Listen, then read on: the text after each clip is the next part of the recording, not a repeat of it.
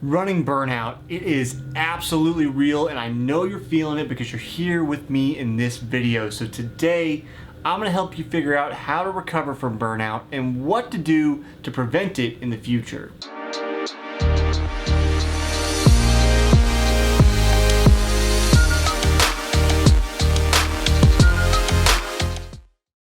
Now, if you've not been with me on the channel before, hit that subscribe button, stick around with me for more episodes of what I call Runner's High. This show, I'm Jesse Funk, and I share with you everything I've learned over the last 20 years of running competitively. Now, when we're talking about burnout, we're also talking about overtraining. It's the same thing. During your training, there are peaks and valleys of performance. The peaks come after you recover. The valleys are when you're working out hard and you're making yourself worse, purposefully. And then you recover and you hit a new peak. Now, when you're experiencing burnout or overtraining, that's when you hit a peak, you're working, you're hitting that valley, and then you're not allowing yourself to recover and you continue to push yourself further and further down, so your performance continues to suffer. You're mentally fogged, mentally fatigued, your body can't move the way you think it should, and you just feel like crap. Now, there are a few reasons that you may feel like this, and let's go through them now. Number one is, are you fueling properly? This is something that I talk about a lot because it plagued me as a young runner. I remember I basically screwed up my whole senior year of high school because I wasn't eating properly. Now, I didn't mean not to eat properly, but it was just bad habits of a high school athlete. I got up in the morning, went to school, didn't eat breakfast. So then the first time I'd eat for the day would basically be lunch. I'd have, whatever junky lunch we had, chicken patties and cookies. Okay, great. I got some kind of protein and some carbs in. Workout, dinner, rinse and repeat. And I pushed myself through this over and over and over. On top of that, I was taking on strength training that year. I simply wasn't fueling my body enough. So it's something that plagued me, and I always want to come back to that. Particularly, are you having enough protein? But more importantly, because it's such a fad right now, are you having enough carbs? As endurance athletes, we need to take in carbs. It is effective to be an endurance athlete that's low carb. You burn more fat. There are plenty of studies that show if you're on a keto diet or a low carb diet, your body adapts to burn more fat as fuel.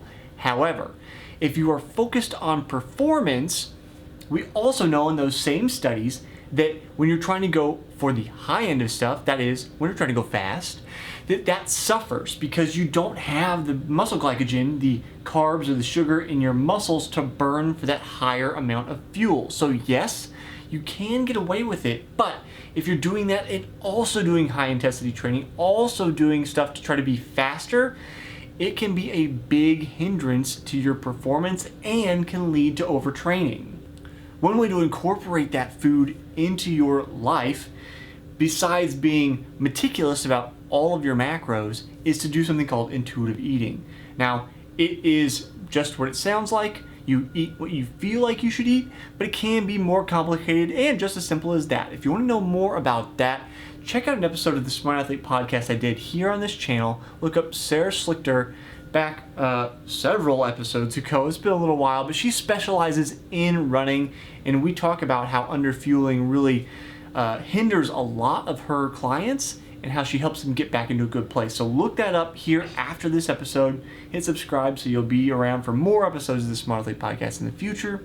But let's get on to number two. And number two is going to be, are you getting enough sleep? This is also something I've experienced. When I was in college, I was not getting enough sleep. Now, it was in part because the dorms suck in the college I was at. I stayed in the freshman dorm for 3 years because I roomed with an RA, another guy that I ran with, who's my best friend. And freshmen suck. They're loud, they're obnoxious, and they stay up to all hours playing boomboxes and things. So I wasn't getting enough sleep, which meant I was irritable. It led me into more lack of sleep and just this vicious cycle where I couldn't recover and just felt terrible all the time. Now, sleep is a very complicated thing when you're not getting enough of it. But I've done another video on how to get enough sleep previously and talked about it in other videos, so you can check those out here on the channel. Again, subscribe after this is over. But the large part is you need to develop a routine and figure out what your hindrances are when you're not sleeping. Is it, again, not enough fuel? Because you need fuel to sleep. If you're not eating enough, you're not going to sleep well. That's when we recover. That's when our body uses all this fuel to do the things that we need it to do. And on top of that, there's other things that can be issues. Blue light from screens, eating too late, whatever it is. There's a lot of things to diagnose here, and I won't go through all of them, but make sure you're getting enough sleep. The third thing I want to talk about is, are you getting enough recovery time? Now, I don't just mean week to week, which is important, but have you had a major race and you didn't take enough recovery time afterward? This is especially important if you're doing half marathon and marathon, because there's such a toll on the body after that race, after that exertion. You need a little time off. Now, again, when I've spoken to ultra marathoners on the Smart Athlete podcast here on this channel, they often talk about taking even up to a couple weeks off after they do their races, marathons and ultras, because there's such a toll. And that recovery time is important, because if you don't get it, then you can end up back in those valleys we talked about in the beginning of this video. It is the tendency of A-type personalities to want to push all the time, because that's how we get better. But you have to recover from that time to push to be able to push harder in the future. And that ability to relax can be difficult for people like us. So that's something you need to check. If you are not scheduling yourself enough recovery time, especially after big races, put that in.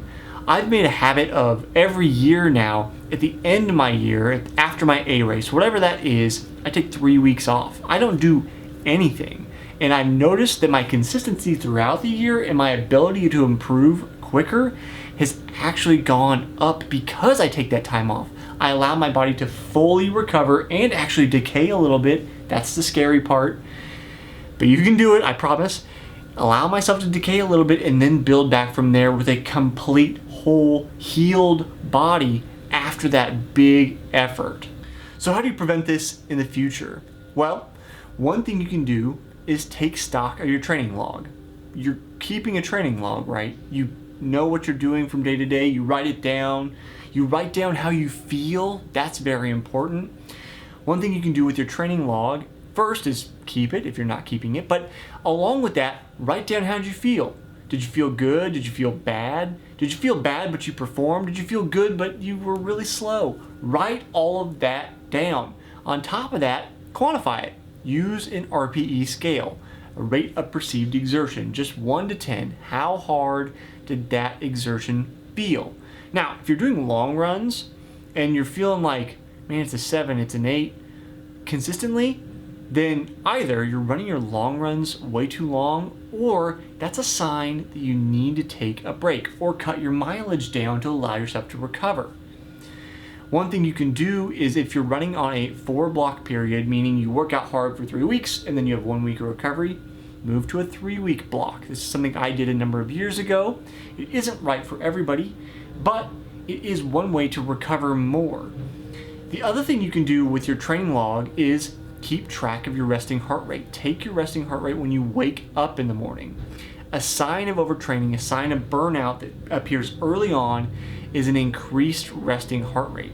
And I don't just mean one day, I mean elevated for a period of time. If you know your resting heart rate has been, say, 50 beats per minute, and now it's sitting at 60 for a week, 2 weeks, and it continues on, that's a sign you're not recovering and that you need to take some time off. So those are two kind of canaries in the coal mine, so to speak, that you can look for to prevent burnout in the future. Now, if you want other tips on how to run, how to be the best runner you can be, again, subscribe to the channel, stick around with me, and I'll see you next time on the next episode of Runner's High.